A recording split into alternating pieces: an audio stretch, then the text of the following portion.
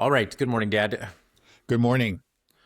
Okay, so now we are about 1 week into this war, day 7. How's it progressing?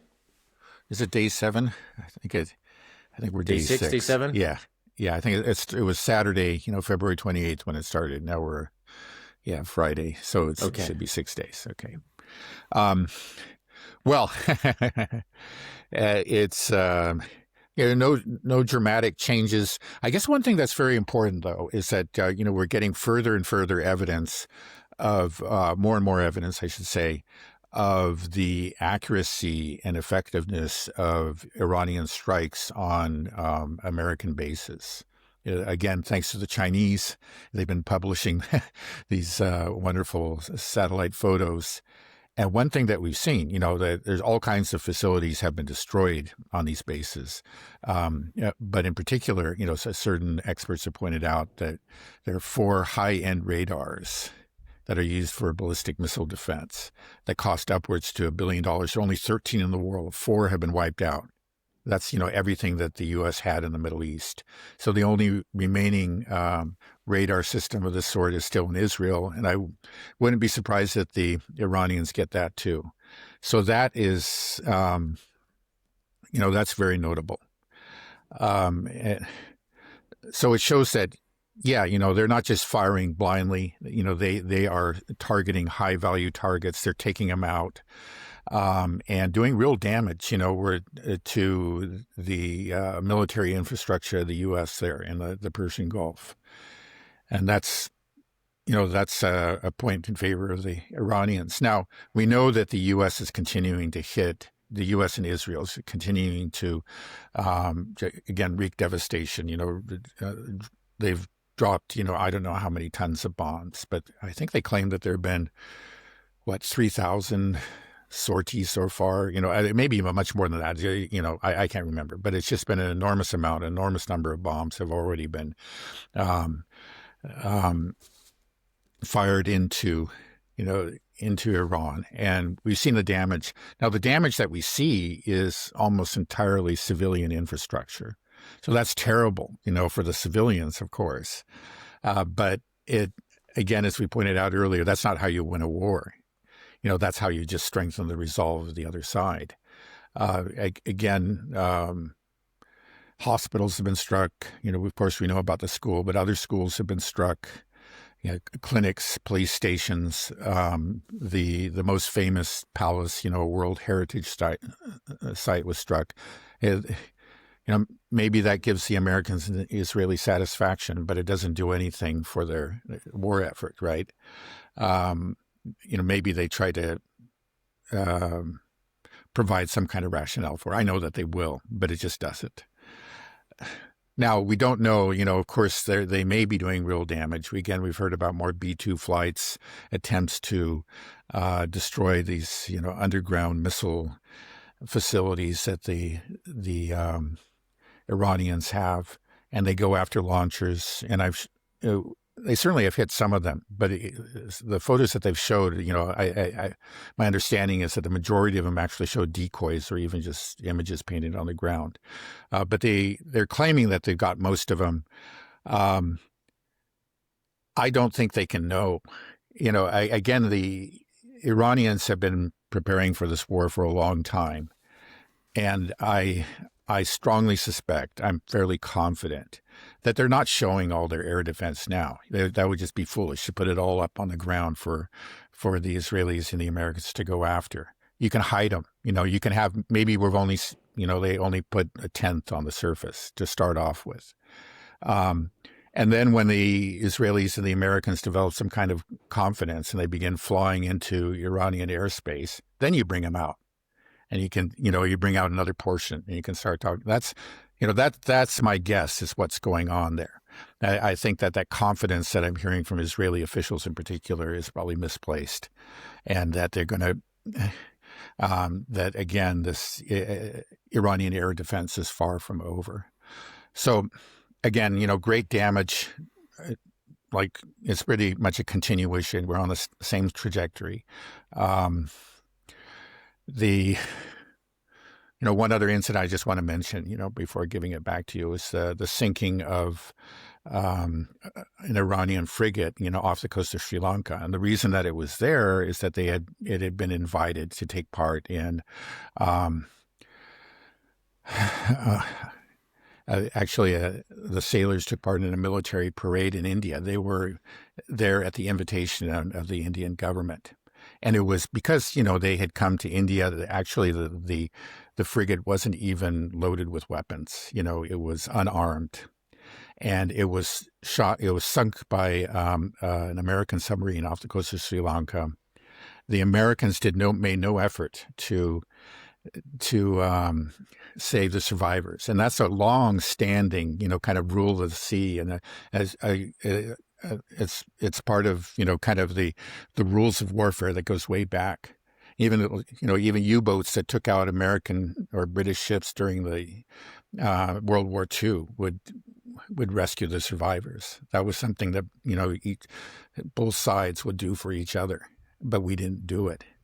And when I see that, when I hear about that, and I think about that incident, of course, that we saw in the Caribbean Sea, where we blew up one of these boats and then we killed the survivors. That really, I find that very, very disturbing. I mean, it really does seem to be a descent into barbarism on our part. And you hear this language that Pete Hegseth uses: no mercy, et cetera, et cetera. We're not going to be constrained. We're not going to wage a politically correct war. We're not woke soldiers. This is a bunch of nonsense. It's just like, okay, yeah, I understand. I don't like what's generally understood as woke, but you have to be civilized. I mean, that's the thing. I don't understand. I don't like what's called political correctness either. But he's extended it to mean just having any kind of constraints on your own behavior. And that's terrifying. I mean, that's what we're seeing. Again, just go back to, all these attacks on civilian infrastructure. We're giving, it looks like to a great extent, we're giving Iran the Gaza treatment. Why blow up these residential buildings? Why blow up hospitals? 3 hospitals have been rendered inoperable. What's that all about? But that's, of course, what Israel has been doing in Gaza and to a lesser extent in Lebanon. And now it looks like we've joined in. It's kind of the IDF-ization of the U.S. military. Do you think that's really kind of what happened? Is that the IDF? It is the IDF-ization of it. Like, it's because Israel has been acting this way. Hold on, sorry, 1 second. I can hear steel drums that my son's banging on. Let me just tell him to not do it. I'll give you 1 second. Okay. Sorry, I'm back. I bought steel drums for my 2-year-old son, and it can be a little distracting. So, anyways, where were we at? Yeah, the IDF-ization of the U.S. military. Okay, so you think that the behavior that we're seeing, the shocking behavior from the United States, is it largely because we have decided to follow Israel's lead? I mean, this idea of shooting an unarmed naval vessel and then just steaming off and leaving these sailors to drown. This is, like you said, the Nazis didn't do this. Right. No, that's true. Yeah, I think it's fair to say. I go back. I think I mentioned this particular event in my life in a previous podcast, probably long ago, but. I remember a friend from my undergraduate days admitted to me, he was somebody who had served in the U.S. military, but that he got vicarious pleasure in the military actions of the IDF. We're talking about way back, the 1980s. And the IDF actually was much more civilized back then than it was. But even then, it had a reputation for kind of pushing the boundary of what was considered to be, acceptable forms of warfare. One thing is assassinations. That was something that the Israelis have been doing since really the very beginning. And our government would criticize them about that and criticize them all the way up until really 9/11. And then we began to do it too. And so now we see, we just took part in this assassination of Khamenei and other leaders, and there's just no talk about it. This is normal. This is the way we conduct war now. But there was a time when we didn't conduct that war that way. I mean, the Israelis were out in front on us. I remember again in the early 2000s, George W. Bush actually criticized the Israelis for collateral damage, for killing like 3 other people, when they went after one Hamas official. And he criticized them for that. That's nothing now. That's nothing. They go kill hundreds. They'll take out an entire apartment building to kill one guy, and nobody says anything. It's just become, I don't want it like pinned all on the Israelis, because there's obviously, we could say no to it, but we have embraced it, and it's very, very ugly. Yeah, I mean, it's not that long ago, like you said, George Bush was upset. So how did it devolve so quickly that we're at this stage right now where we kill 160 little girls in a girls' school? It seems like that was a U.S. strike is what it is looking like. Not hearing any apology. Right. Shooting an unarmed naval vessel that was at the invitation of the Indian government to partake in naval exercises, blowing it up as it's returning. There were a bunch of other countries were invited in this thing. It wasn't just like an Iranian, Indian thing either. And then steaming away, the unwritten mariner's code, you don't leave people in the middle of the ocean to drown. It's insane. It's just, the behavior is shocking. It's like we're going out of our way to be the bad guy. It's only been a week since this war has been going on, and this is the behavior we're engaging in. And carpet bombing a city like Tehran is like, this is like what we're seeing, the Dresden type of behavior, where after World War II was raging for a long time and both sides going at it, then eventually they go to this level. Right. And the U.S. always used to use this language of we're doing surgical strikes. There's nothing surgical about what they're doing. What we're seeing is what it sounds like you said, Iran's missiles seem to be quite precise. It seems like Iran is trying to be surgical. The U.S., either we're not being surgical because we don't have the capability, or we just don't know where the targets are. So we're just in a fit of rage. We're just saying, like, look how tough we are. Look at this huge explosion. We blew up this huge building. Look at this ship we sank, and we just steamed off and let them all drown. That's what happens if you mess with America. It makes us look like monsters. But I think the idea was that somehow it makes us look tough and powerful. But I don't think the world is looking at it that way. Do you? Yeah, well, I think most of the world, again, I don't know about our vassal states in Europe, but I think a lot of I'm sure, again, that many Europeans are shocked by this too, just not their leaders, with the notable exception of Sanchez. And I think as the president of Norway is also criticized, he hasn't done as much as Sanchez has. And the Irish are just not saying anything. They're keeping out of it. But everybody else is stepping forward and praising the Americans and the Israelis. But anyway, I think most of the world does see it. And it's really, horrifying to behold. It's not, what we're seeing. I think it's the implementation. It's actually the realization, or of the kind of the language that Hegseth and Trump uses. It's this tough guy talk, and it's this real puerile chest thumping. Just you look at the name of the operation, Epic Fury. Yeah, so we blow things up. We just see big billowing clouds of smoke and dust, and that's fury. Every time you do it, there's just a demonstration of our might, and it's just as again, as Hegseth says that. We rain death and destruction down from the sky. And, when a guy's down, we keep on punching him, right? We punch him when it's down. We don't care. It's a language that it's not the language of a civilized country. It isn't. It isn't. It's the language of thugs. Maybe even worse. I think one other area you can point to where we have, again, descended into barbarism is the question of torture. Now, that was just so very clear cut, again, before 9/11. You don't do that. That's something that, maybe we carpet bomb cities from time to time, but we don't torture people. There's certain things that just we don't do. But I remember the very obvious public efforts to make torture acceptable, in during the months and years following 9/11. And I think there was basically, what was there, a series called like 24? I can't remember. But anyway, it began to introduce the idea of torture. Now, torture might be necessary. And then it turned out, yeah, and we did engage in torture. And we also handed prisoners over to others who we knew were going to torture them. We became complicit and actively involved in torture. Our CIA did.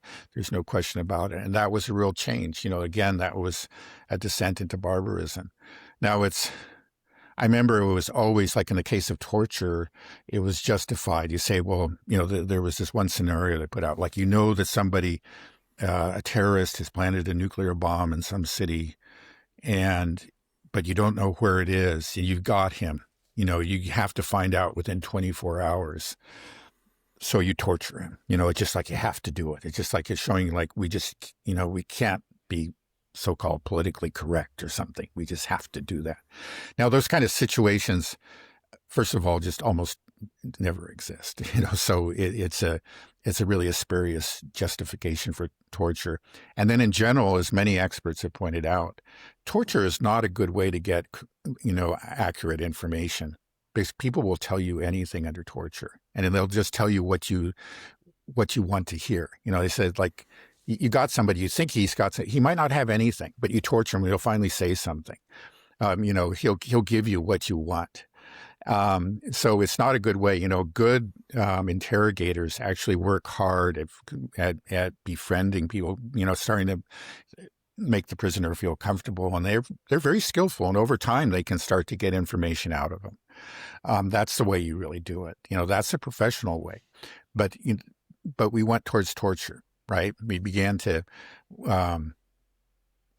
tolerate it and more. We began to, actually carry it out. We tortured people. And you say, well, why? There's always a rationale. It's just like, Israel and now the U.S. just blowing up civilian infrastructure. You'll ask these people, they'll never say that they do, because we just like to kill Iranians or we like to kill Palestinians or something. They'll never say that. Well, some of them will, actually, in the case of Israel at least. But in general, like top government officials in general won't say that, right? In Israel, there are exceptions. Some of them are saying it, to be honest.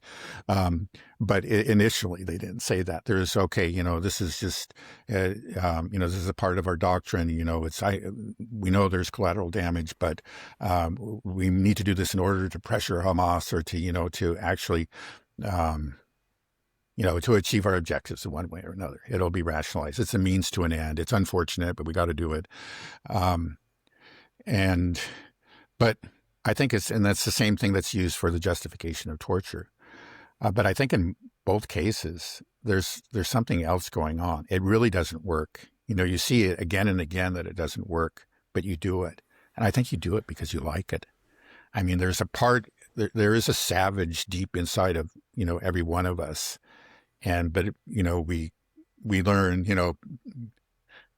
hopefully because of proper upbringing and so on and so forth, we learn to keep that savage down and, and to live a civilized, a decent life. But that these people, let that inner savage come out, and they like it. I think that's right. I think they like torture. They like killing civilians.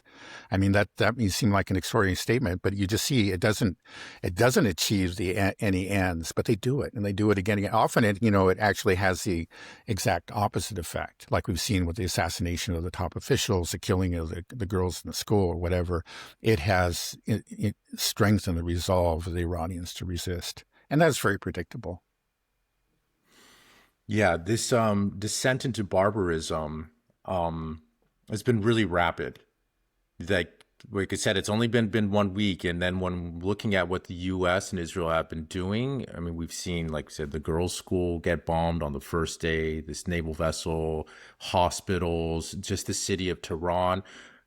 I'm not seeing much, military personnel being killed. I don't see. It doesn't seem like the U.S. is really targeting, or they can't find them, is what I gather it is, right?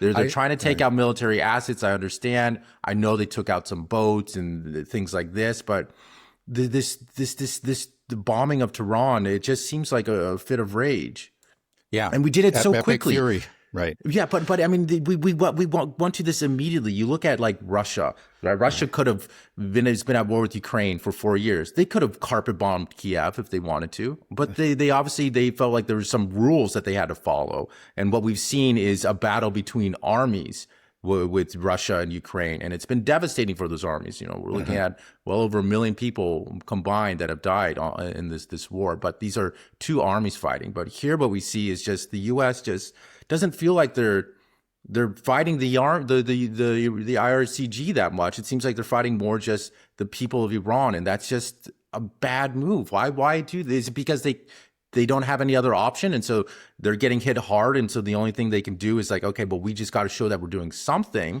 So let's just start blowing things up in Tehran, wreak havoc and panic. Is that the plan? It may be. I would say they definitely are hitting military targets. They're hitting military bases, and they've pretty much wiped out the Navy, which again is not surprising to me that they've done that. And maybe, they're doing more than we realize. We're just not seeing the footage of that. But at the same time, they're obviously hitting a lot of civilian targets. And I think it is partly, what you see. One thing is just like, a lot of the military targets are hidden. We know they're underground. They don't know where they are. They got all these bombs. They want to drop them somewhere. It's sort of like a bureaucratic thing. Our schedule is that we're going to drop, I don't know, 5,000 bombs today. I may be way off, but I'm just so they go out and drop. Well, you can't find the military targets. You just, you blow up a hospital or a residential building, or because according to some intelligence, one guy in the residential building is, is distantly related to Khamenei or something like that. That's what you do. How long can this war go on? Just the way that it's being conducted in such a barbaric, dishonorable manner, so quickly from the United States. I think there's a lot of disgust within the United States as well. I think you probably saw that video on X with a Marine in the Senate that had his arm broken because he was saying that no war for Israel, and right. They yanked him out and broke his arm in the process. It just shows you kind of where I think the American people obviously do not support this. I think many American people find what the U.S. has been doing, how it's been conducting this war, has been disgusting. It's a war of choice that seems to be waged largely on the people of Iran. Can this continue much longer? I don't know. We don't see any signs of a real resistance, within. But no, maybe I should take that back. We saw virtually nothing before the war, which again I think is shameful because look, we saw it coming. Everybody knew it was coming, but nobody, very, very, very few people spoke out against it. Within Congress, but now more and more people are. Actually, it is being condemned. Largely by the Democrats, but by those exceptional Republicans as well. And as you pointed out, the majority of people do not approve of this war in this country. There's only one country in the world that's solidly behind this war, and that's Israel. There was a poll that came out recently, and it showed that it was support for this war. I think for the entire Jewish Israeli population is, upwards of 90%. For self-identified like conservatives, it's 98%. For self-identified leftists, it's 75%. It's across the political spectrum. There's so few people against this war in Israel. There's one member of the Knesset that has spoken out against it. One, and of course his life is being threatened. But in our country, there is opposition, and I hope that they actually, back up words with action. It'll be easier, the longer this goes on, and the clearer it becomes that this was not well planned, and maybe it's really when we begin to suffer economic consequences of this war. When prices at the gas pump, well, I don't know how long that'll take. the price of oil is rising, significantly, but it's nowhere near, stratospheric levels or a level that would really cause pain. But I think at some point it will be, maybe in the not too distant future. I don't really know how these oil markets work. But yeah, again, this is something that we talked about ahead of time. This war was not sold to either to Congress or to the American people the way previous wars have been. We've had these campaigns. Again, there's the administration that prepares a war is will lie through its teeth, but it'll work hard at lying to convince people. This administration didn't do that, and so there's they started off with very little support, and I think that again, if it continues to go badly, that will dwindle, and that's one reason to hope. It's just maybe there will be a real, reaction to this, and Trump may have his hands forced, but he's going to, again, he's going to be very, very reluctant to pull out of this. He's really committed to it. He's been, he's surrounded by sycophants, as we've talked about. But again, the economic consequences, if gas prices start to really take off, if the markets take a nosedive, he's shown himself to be sensitive to those kind of things in the past, and I'm sure his rich friends are too. So, perhaps it'll get through to him, and he'll declare victory after and just leave the mess. It'll. Who knows how many billions of dollars of damage have already been done to our bases there. But even if we say like, okay, we're done, can we just say we're done? All those bases in the Middle East, they're gone, right? Iran's not going to just say, okay, you can rebuild these bases that we attacked. Yeah, right? I don't know. Yeah, and it's not clear what the host countries are going to do. This was a deal that they thought they had. Okay, we give up a bit of sovereignty in exchange for security, and it's turned out to be the opposite, right? I think I heard it was just yesterday that the UAE finally officially declared that they closed their airspace to Israeli and American aircraft. But that's a sign that they are, rethinking their policy, I believe. Now, Saudi Arabia and these other countries made that kind of declaration earlier, but there's a lot of evidence that they said one thing and they're allowing something else to happen. It was just a report today. There was an F-35 that forgot to turn off its transponder, and you could see it flying right over Saudi Arabia. And that doesn't surprise me. That happened in the last war. Where do you see these Gulf states going? Do you see them breaking ties with the United States? I don't know. There's a chance. It just depends on how far this war goes, how much damage is done. There are long-standing ties. There's a lot of it, kind of institutional and inertia. Even when it becomes obvious that you really should change your policies, it's hard to do. This is the way we've done it for generations here.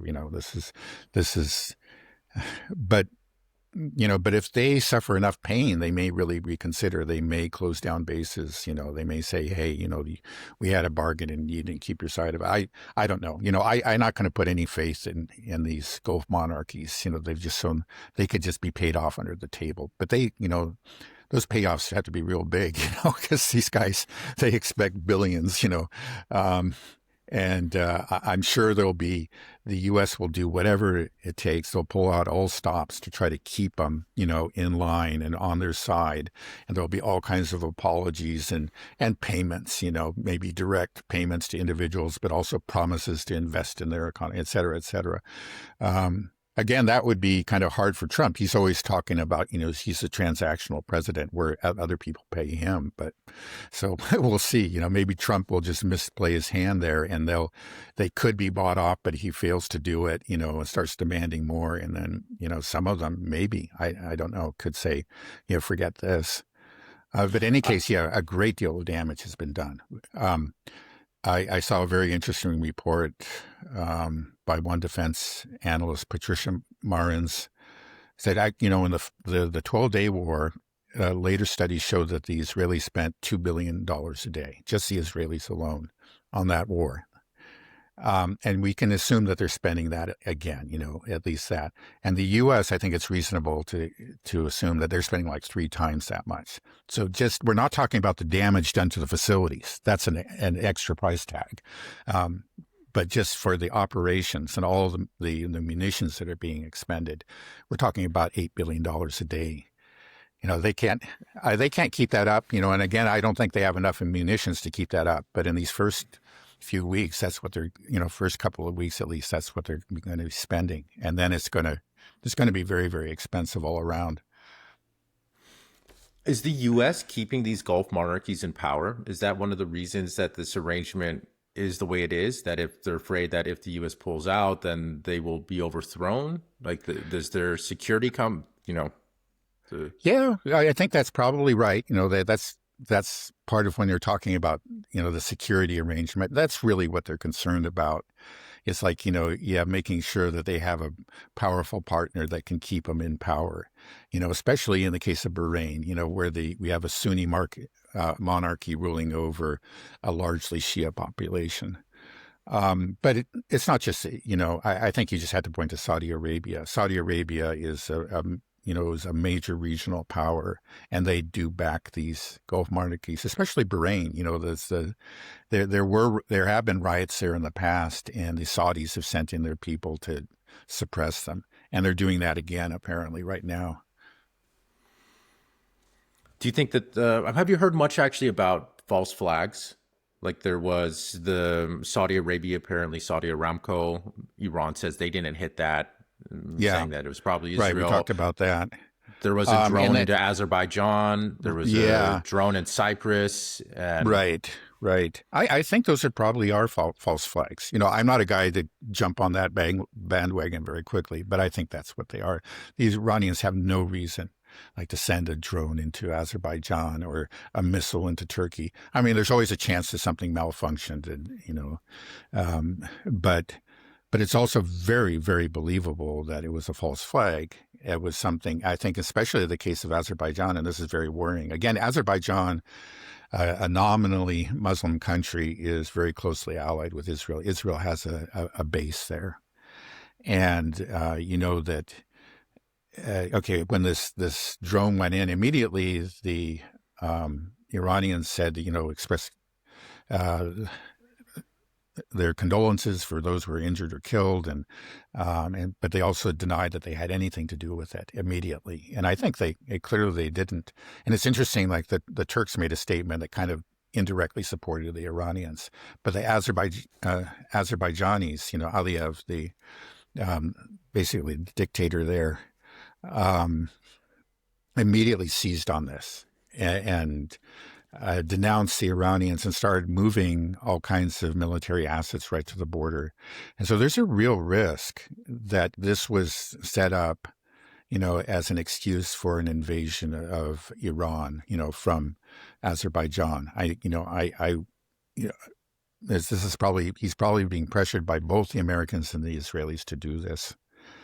And then we've seen similar things. There's been a lot of contradictory reports about what's happening in Iraqi Kurdistan. You say that there are Kurds there are organizing, are preparing to invade. There actually have been reports that there have been incursions or an attempted invasion. I think there may have actually been an incursion, but it was repulsed, that they're going to try to take that territory that's inhabited by Iranian Kurds. So, again, Iran is a very ethnically diverse country. About 10% of Iranians are actually Kurds, and about 20% are Azeris, that are belong to the same ethnic group that you find in Azerbaijan. So this is something that we may see, and that's going to create a real headache for the Iranians. And then I'm sure if there's a ground incursion, the U.S. and the Israel will provide air support. So it could create real difficulties for the Iranians. We'll see. Seems like we are always using the Kurds. You think the Kurds would get tired of being used? It seems like they always get thrown under the bus at the end of the day, again and again and again by us. So it's Iraq, Syria, wherever, and then you're going to piss to the. piss off the Turks as well. Yeah, We yeah, keep yeah. doing So this. there are countervailing forces, especially in the case of the Kurds. I think that's very important to point out. Right, because the Turks do not want to see a Kurdistan established. They do not want to see an independent Kurdish state. And so there's a chance that, like, if that really starts to looks like it's starting to take place, they might intervene and attack the Kurds. Uh, um, a very good chance of that. You know, they are. We know they're hypersensitive Mm. about Kurdish independence or the establishment of any kind of Kurdistan. Yeah, but it would be just incredibly stupid on the parts of the Kurds to do it. They were betrayed in Syria. Everybody saw it coming apparently, except for the Kurds themselves. They were betrayed in Syria. Just we're talking about a few weeks ago. So are they going to do this? Maybe they're that stupid. They just have hotheads that believe what they're told. Yeah, I would be more worried about the Azeris. On the other hand, it's these groups are very well integrated within. They are ethnic Azeris and ethnic Kurds, but they have been part of Iran for centuries, is my understanding. It's not like so they do have an Azerian identity or Kurdish identity, but they do have a real Iranian identity. That's not something that has just been, imposed on them recently. And the president of Iran is, my understanding is he's Azeri, or at least part Azeri, Pezeshkian. And that's not unusual. I think even, the Ayatollah, there's just many people in the leadership have are either belong to these different ethnic minorities or have parents or grandparents that belong to these ethnic minorities. So it's not clear that they can actually get any sort of uprising to occur. I'm sure you can find some separatists within these regions to work with the invading forces, but I think the majority of the population will, stand with Iran. But that may change over time if everybody starts to suffer at some point. People's allegiances will break down under long-term suffering. But I think we're a long, long ways from that. Yeah. Do you see Turkey getting more involved? Because Turkey is quite a military power.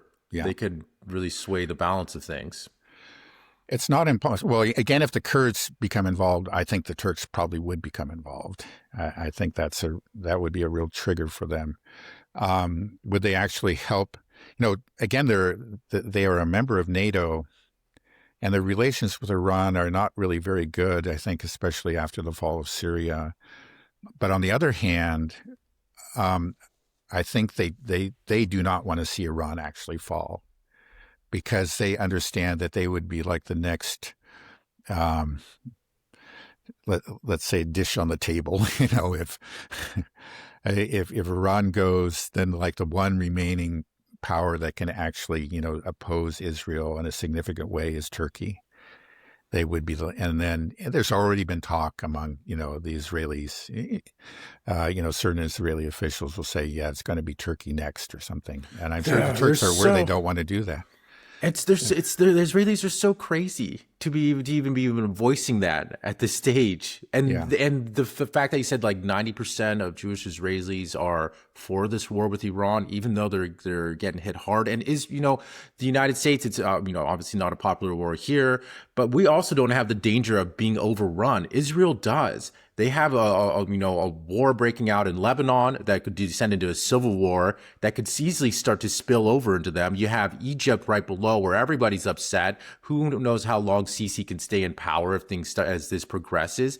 And then same thing with Jordan. It's a majority Palestinian population, that are being ruled under this Jordanian king that is just being bought off by the U.S. As this continues, like Israel's in real danger of it just.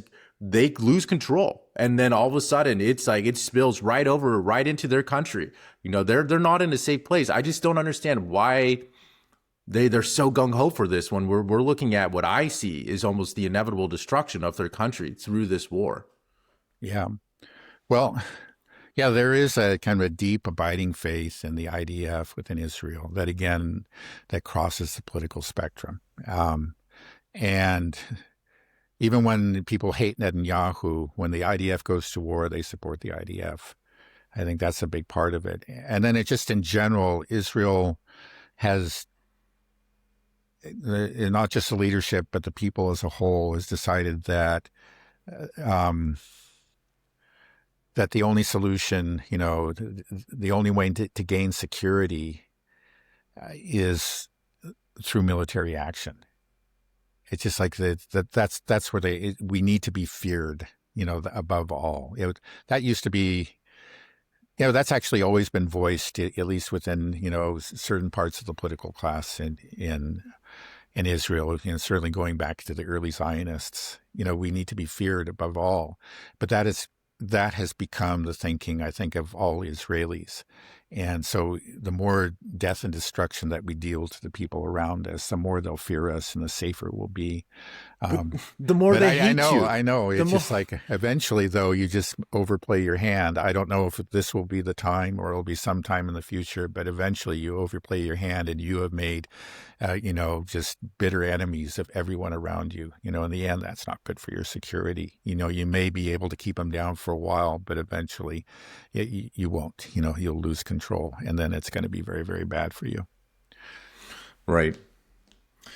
We've talked many times about where this war will go, and I often say that I think it's going to go nuclear. Do you think that we're being a bit dramatic about the risk of nukes in this situation where we are now, or is it, Yeah, I don't think it will go nuclear, but there is a risk that it will go nuclear, and it's a non-negligible risk. Again, it's just that this is a poorly thought out war. The other side has shown that it can actually fight back. These are two powers that have kind of developed this, a sense of invincibility, and it's that, or an aura of invincibility, which is very, very important for them to maintain. So even if we're not talking about a real existential threat, if it looks like they're losing that aura of invincibility, they will be tempted to go nuclear. It's like, I don't know that they will, because there are real consequences, that even these crazies are aware of. But there is a risk. And so I think we have to talk about it, because it's such a horrible thing that even if we're talking about 1%, 1% is way, way too high, And I think there's at least a 1% chance, maybe, but I think probably more than that this could end up being nuclear. I'm not going to put an exact number on it, but it's non-negligible. And so we need to talk about it. Right. And we have to talk about it because what we're seeing is the U.S. immediately go to this carpet bombing type of campaign. But what else can they do? You can't win a war this way. Will they do boots on the ground? There's been talk about that. Right. And that's the only, I'm just trying to think about the steps of the escalation ladder. Because we would, when we were watching the Ukraine war, we could see it kind of escalate step by step by step. Here with the Iran war, it's just going straight to the top. And then you're like, okay, well, what else can the U.S. do here? It seems like they're doing everything they can, short of boots on the ground and nuclear weapons. Am I missing something? I'm not even so sure what our Navy is really doing, because it sounds like it keeps on getting close and then running away. Yeah, right. We don't know. The Iranians say that with their missiles, and drones, they chased the USS Abraham Lincoln to more than 1,000 kilometers away, where it's going to be much less effective. It means that shorter sorties and, fewer sorties. I don't know. That hasn't been confirmed. It may or may not be true. But then there is this talk. There's been talk, like you say, about boots on the ground. The Pentagon, I guess Hegseth and Trump won't rule that out. I think they'd be very reluctant to do it. But if things go, see, the thing is, when you go into a war and, you have your plan A, you think that this is going to work out one way, it doesn't. And then you find yourself in a war, with the chance of a real defeat, and you start to consider options that you didn't want to consider before. That's what happens in war. Unfortunately, that's what happens, and you start to do things that you had forsworn in the past. There's no way I'm going to do that. That would be suicide, or that would just have such horrible consequences. But then you start to realize, man, I'm going to lose this war unless I try this or that. We've got to. You go up the escalation ladder, and so we could go to boots on the ground. I think they're going to probably try to convince like Azerbaijan to do that for them, and the Kurds, the hapless Kurds. And another thing they're talking about is providing escorts, naval escorts for tankers through the Strait of Hormuz. But that just seems so foolish. The Iranians would just jump for joy if they heard that they just decided to do that because, it's really hard to hit your ships when they're hundreds of kilometers off the coast. And, maybe we don't have the ability or only if we get lucky, we'll hit one. But if you take them through the Strait of Hormuz, those ships are going to be in visual range and they just have, that whole coastline is Iranian and they have, both at the Strait and on the Persian Gulf side and the Gulf of Oman side for hundreds and hundreds of kilometers. And they have all kinds of short range missiles and drones that can very easily hit a ship that traveling through that strait or approaching the strait. That would be extraordinarily foolish. I think the Navy is just going to say no. I think they already did. I think they already did. I think Trump said that, and the U.S. Navy is like, yeah, no, that's not happening. We can't do that. So we'll see. But if he makes a direct order, they may go ahead and do it. If he insists against their advice. But that would be chalk one up for the Iranians. The Iranians would say, okay, good, we get to sink some U.S. naval vessels.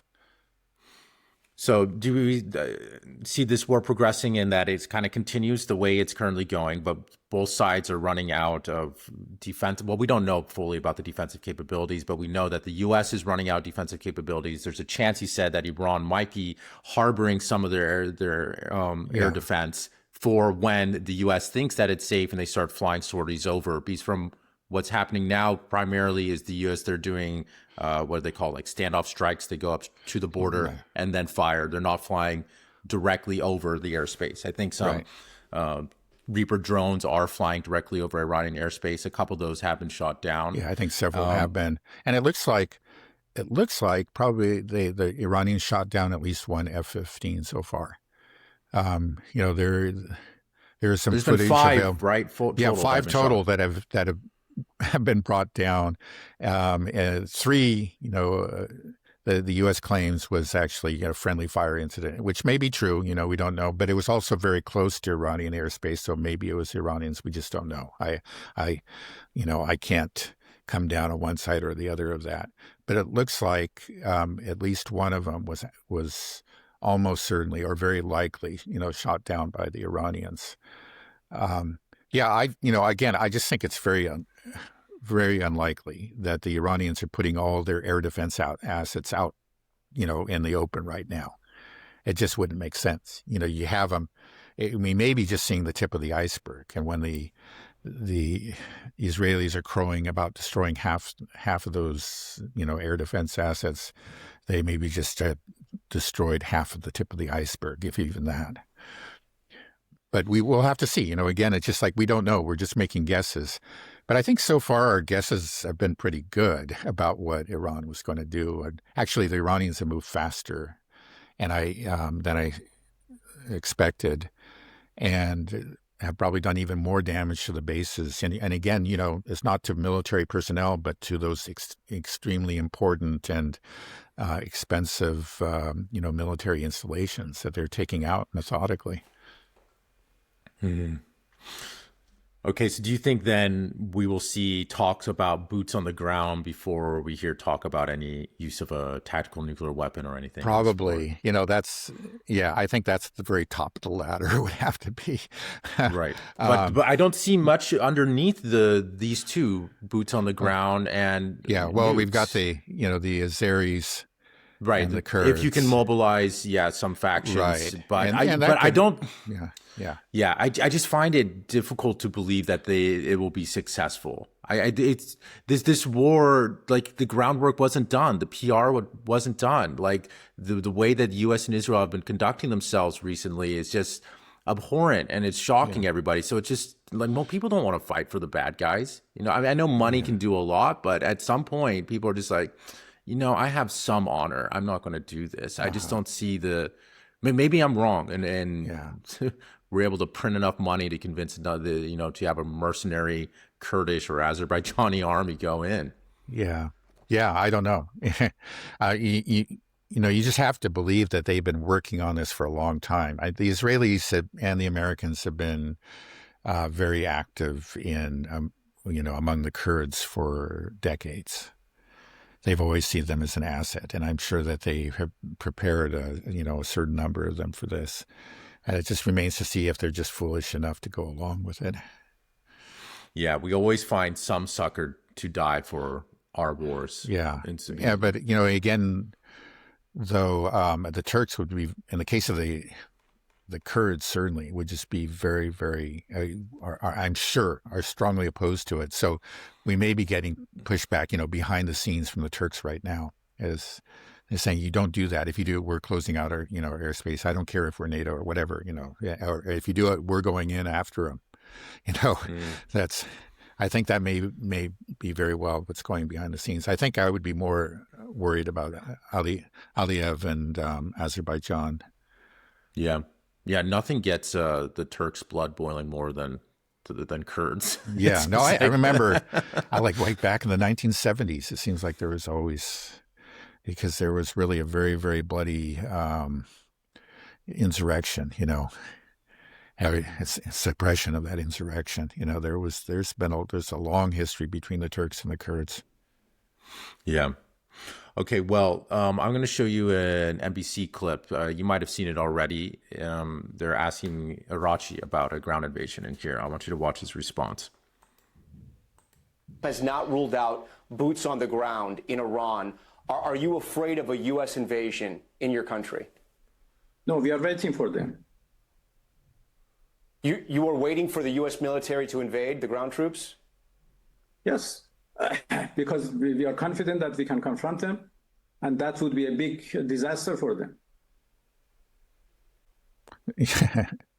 Yeah, I think he's right. I don't think that's just, hot air.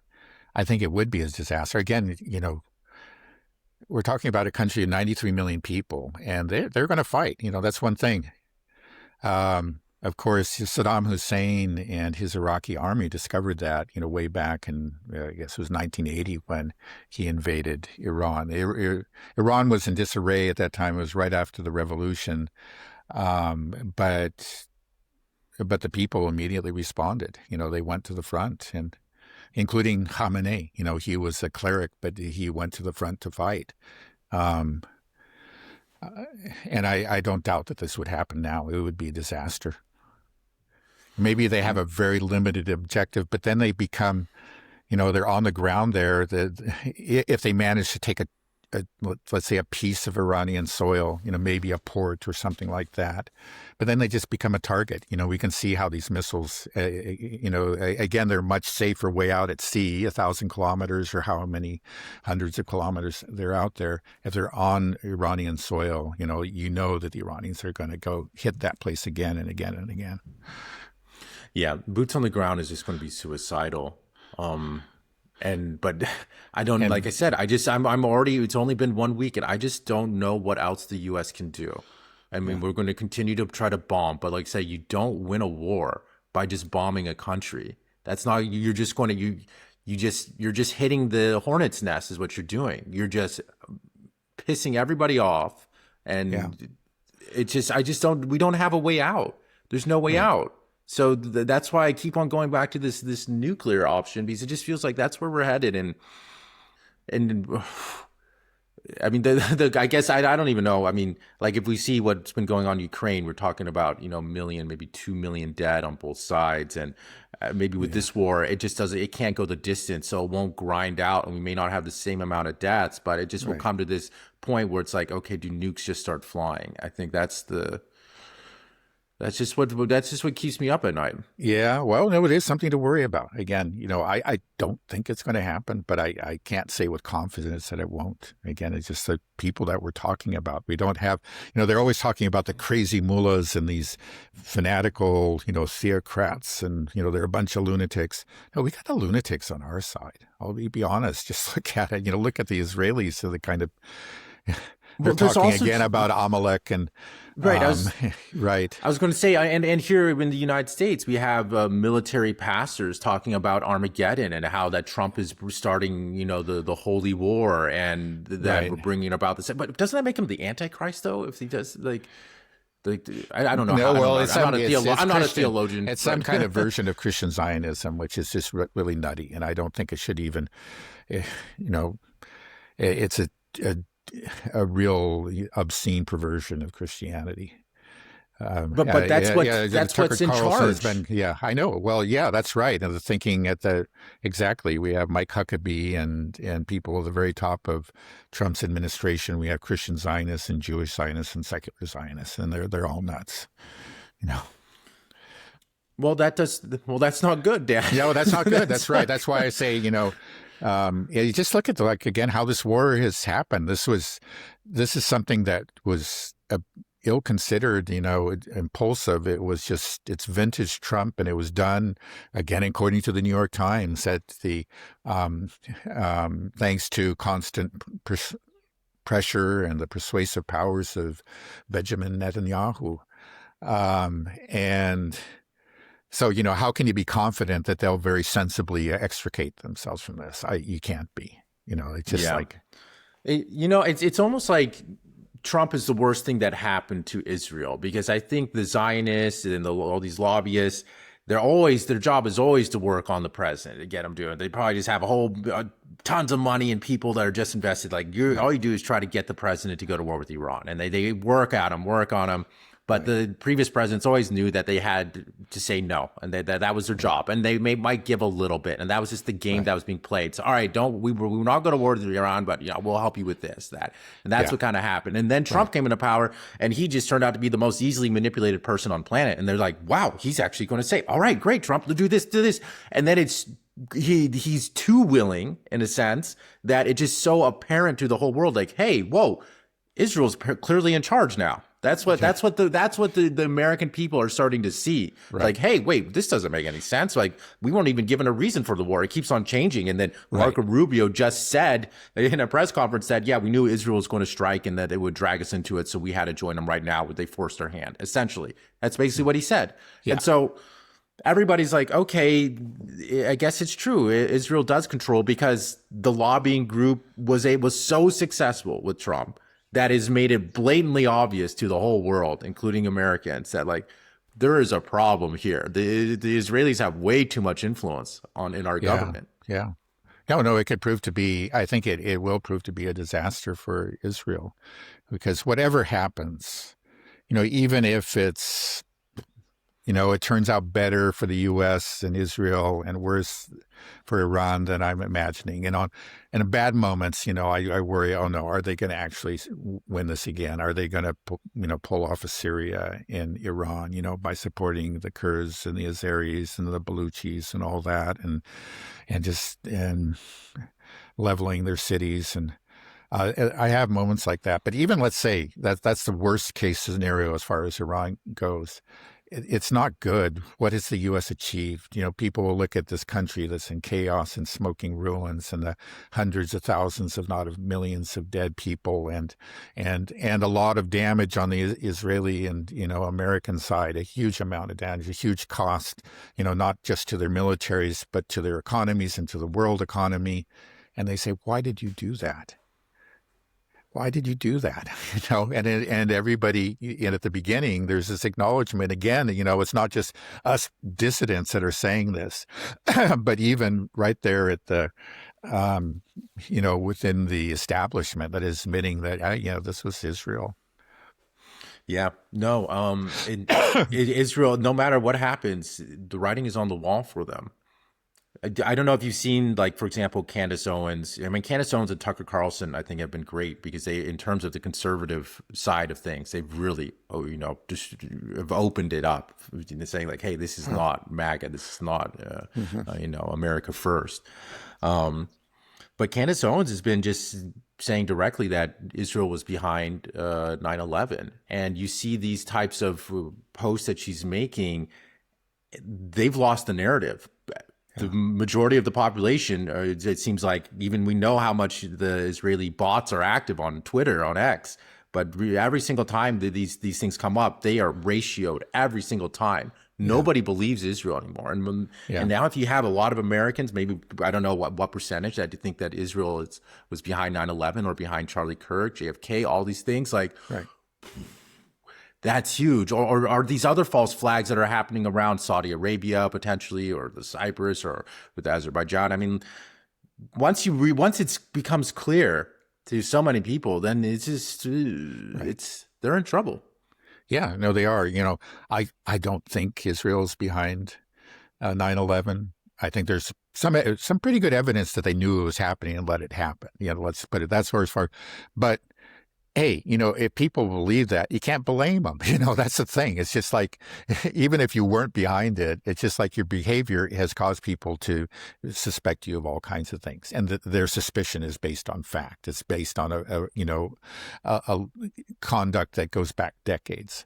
And so, yeah, I don't feel sorry for you, Israel, even if in some cases you are maybe wrongly accused. Maybe you didn't commit some of these crimes, but people suspect you. They have reason to suspect you. Right. They believe you did it. They have reason to believe you did it. I mean, we've seen the crimes they've committed have been so horrific, and then I mean, just imagine the things that we don't know as well, and then also just the Epstein stuff as well. But yeah, it's getting to the point though that where so many people around the world, when anything happens, it's just like, oh man, Israel, and often they're right. It's like that's when there's anything bad, and so that blame is just going to be constantly being laid at the feet of the Israelis, and yeah, they're not going to get away from it. I stub my toe now. I'm like, Israel, that's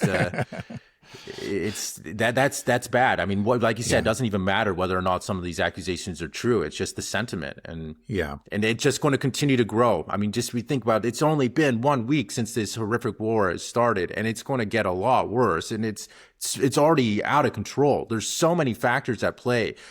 Trump had no idea what he was doing. He walked into a complete landmine. It's just everything is falling apart. I mean, it's so complex. There's so many different relationships. And he just thought that he could just say, like, just dictate everything, and said all of a sudden, Saudi Arabia is like, or Qatar, all these countries that like, we had all these investment deals with you. They're going to probably start polling them. They're going to start, other countries have leverage. They have self-interest, and they will act rationally. They will be like, well, we can't do this. Well, we got to have energy. We have to feed people. I mean, let's see what happens. I mean, maybe Trump, with this blowing everything up in the Middle East, is going to force the Europeans to make peace with Russia, because now they have no option for gas and energy. They don't, where are they going to get, how can they survive? At some point, they'll be like, well, we don't have food. We don't have electricity. Well, okay, Russia, let's put this pipeline back together, and let's bury the hatchet. Right. Obviously all kinds of unintended consequences, that work against U.S. interests and stated U.S. policy, they're, unintended, but they're obvious to anybody who really stopped and thought about it. And obviously Trump and his people didn't. One of them is, the effects on the energy market, and, especially that on the European energy market. We did have the Norwegian energy minister say just a few days ago, he said, we may need to reconsider Russian energy.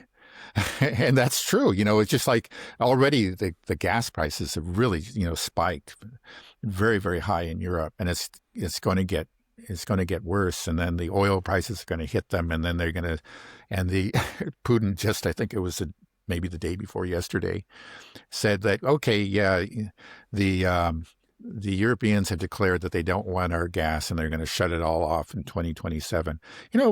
We might as well just shut it off right now, he said. Let's think about doing that, which I think, Yeah, say, really? Okay, you're so eager to shut yourself off from Russian gas? Okay, yeah, okay, we'll help you. And you'll just hear howls of protest. Not now, you know. Yeah.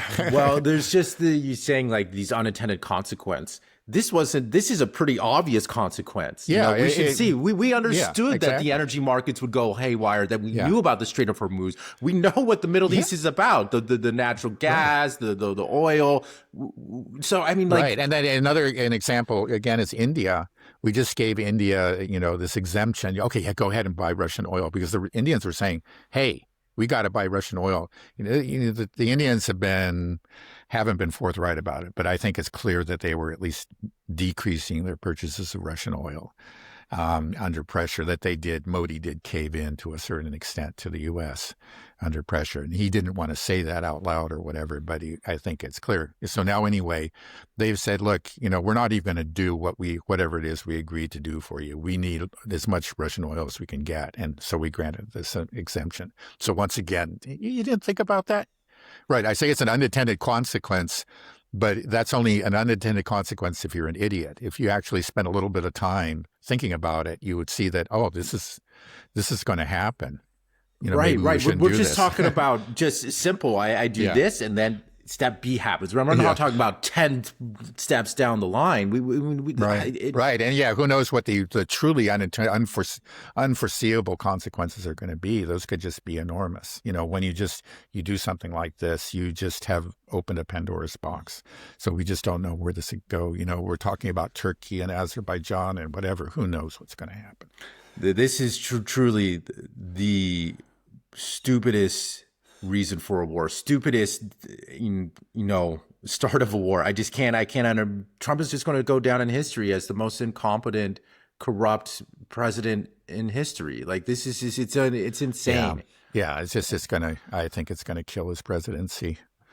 Yeah, it already has. Well, okay. I think we can end it here, Dad. Sure.